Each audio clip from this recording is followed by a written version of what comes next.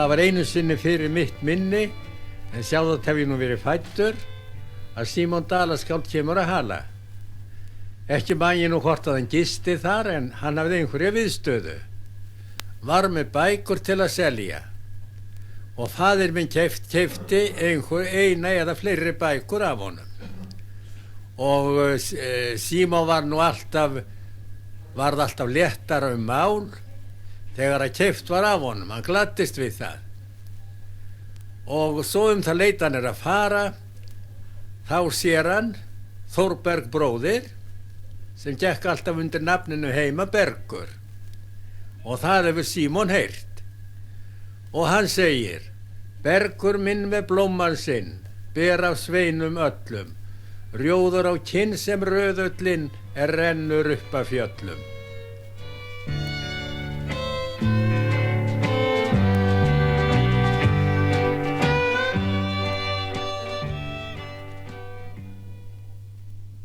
Nú hefur þú lýst í, Þórbergur, sumstaðar í bókum þínum hvað þú átt erfitt með að taka tilveruna alvarlega, eða kannski öllu heldur hvað þú átt létt með að sjá broslegu hliðarnar.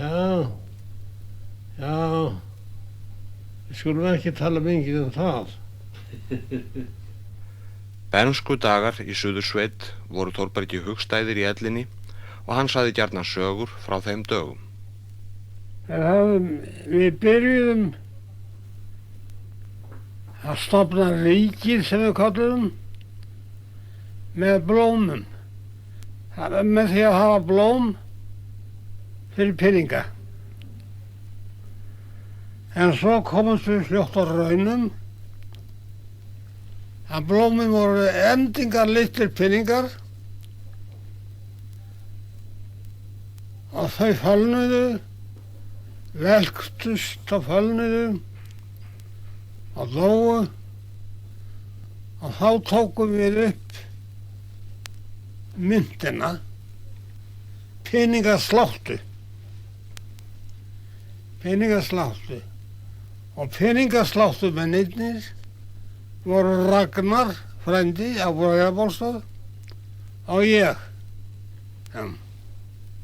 Og úr hverju voru peningarnir? Úr pappír sem við keyptum í Kaupstaðnum og Höfn. Svo teiknuðum við seðlana á pappírinn, hefðum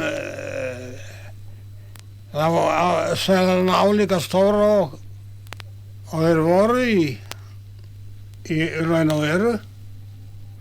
Og hvað borguðu þið? Hvað keyptuð þið fyrir peningarnir? Já, það var nú margt. Það var alltaf nóg að kaupa. En í þessu ríki ykkar í Suðursveit, barnanna, þegar þú ert lítill drengur, urðu sum ykkar rík? Já, sem urðu ríkir.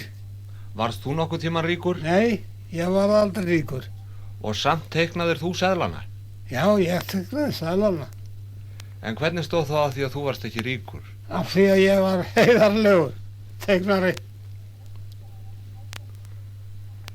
En hefði nú ekki átt að vera opin leið fyrir þig að verða stór auðugur?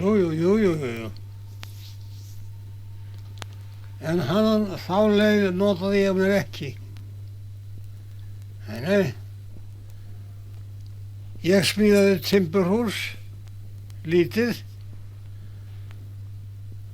þegar aðrir sváfu mitt í svefnin á sumrinu.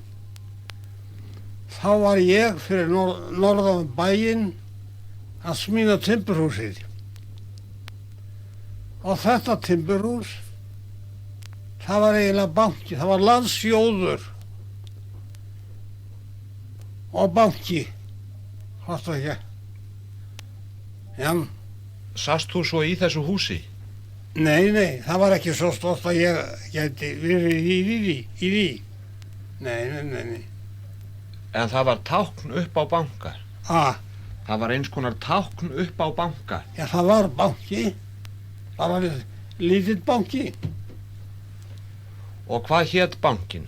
Hann hét nú Landsjóður.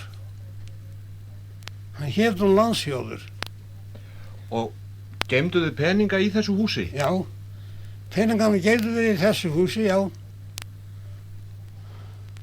og það var lokað, læst. Já, Freistuðust menn aldrei til þess að reyna að stela úr þessu húsi? nei, það var aldrei stolið. Merkilegt nokk.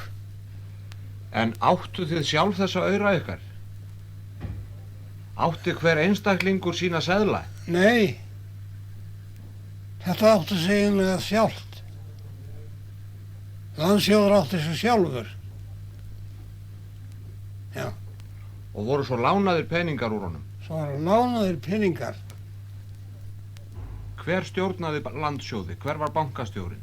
Það mun hafa verið Ragnar og ég sem stjórnaði landsjóði. Já. Hvernig heldur þú hafi verið sem bankastjóri? Ég held ég að verið nokkuð góður. Bæði að gæta því að ekki verið stolið. Já. Og ekki verið haft rámt við. Það var lagt mikið upp úr því að maður væri heiðarlegir. Já. Heldur þú sé nokkuð til af þessum seðlum? Nei, ég held ekki. Ég held að sé allt týnt og tapað. Að þeir hafi verið svona forgengilegir peningarnir ykkar? Já, þeir voru það náttúrulega eins og allir seðlar eru. Forgengilegir. Já. Sko hinir, svo voru náttúrulega blýpenningar og mest að mildi að við drápum okkur ekki á blýinu því það er eitur. Við hefum tugðum þetta, okkur til skemmtunum stundum. Það voru krónur, 1 króna, 2 krónur, 15 aurar, já, 25 aurar, já. Og svo voru 5 eyringar og 1 eyringar og 5 eyringar. Það voru kringlóttar, svolítlar eyrplötur. Og voru nú ekki miklu upp á haldi, en það verði litlir. Já.